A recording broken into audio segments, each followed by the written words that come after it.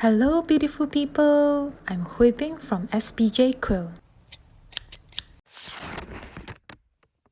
Joy.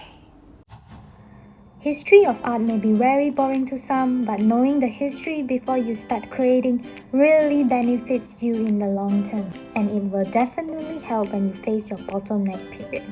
So here I summarize 5 most asked questions to help you understand the history of quilling.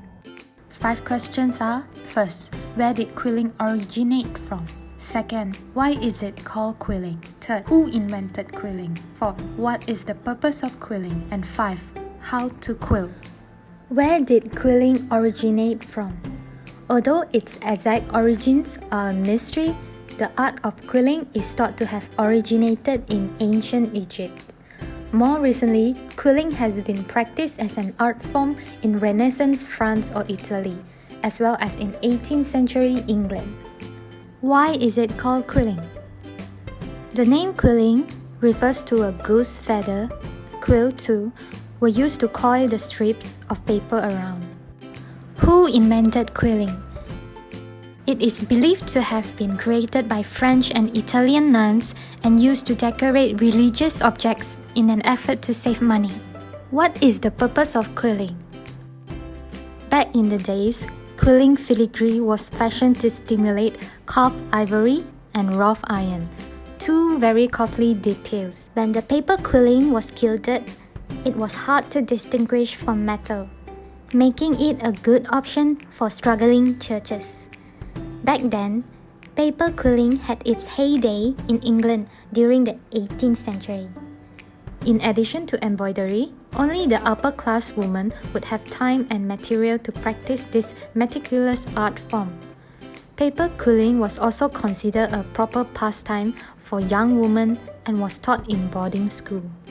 As well as to lady of leisure, young women could show their craftiness by quill flowers to decorate cupboards, tea caddies, cabinets, cut tables, toolboxes, wine vases, and furniture, etc.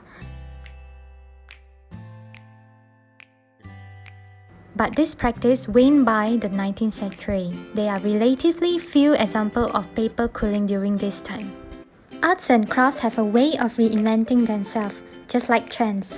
The popularity of creative activities is cyclical. Back to modern age, the last several years, paper quilling making a comeback, thanks to a big part of talented makers returning to the craft and inspire people on social media. Artists managed to combine an elective mix of different visual art styles. It's now commonly used on things like greeting cards, boxes, jewelry, and more. But with its recent surge in popularity, today, quilling acts more like a design form, mostly seen in advertising campaigns, sometimes used for decorating wedding invitations, for Christmas, birth announcements, greeting cards, scrapbook pages, eggs, models, jewelry, and boxes. And quilling can be found in art galleries in Europe and in the United States, and is an art that is practiced around the world. How to quill? Quilling is the art of manipulating and arranging small strips of paper into detailed designs. Beginning of quilling can be accomplished using only strips of paper, a toothpick, knitting needles or similar objects, and some glue. Depending on the desired shapes and appearance, it can be rolled, looped, twist and curl, and then pinching the coil into shapes. Glue is used to secure the paper strips into place. There are advanced techniques and different sizes paper that are used to create 3D miniature, abstract art, flower, and portrait, among many things. In case you still don't have a clue on how to quill, don't worry about it. I will be introducing the tools and a very detailed tutorial on how to use it on my next video. Last but not least, I will include some tips and tricks too. Definitely a must-watch video. So stay tuned, I'll be updating my video weekly, so do subscribe my channel, please! Hit the bell button for the first to get notified when a new video pops up. Thank you!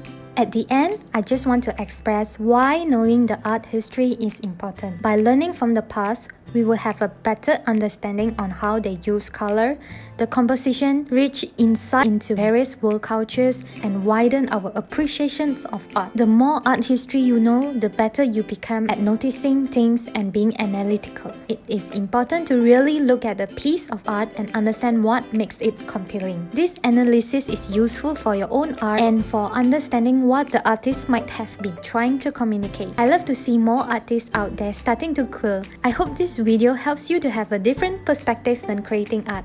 Welcome to the quilling world! Well, how the happy time flies. Now it's time to say goodbye.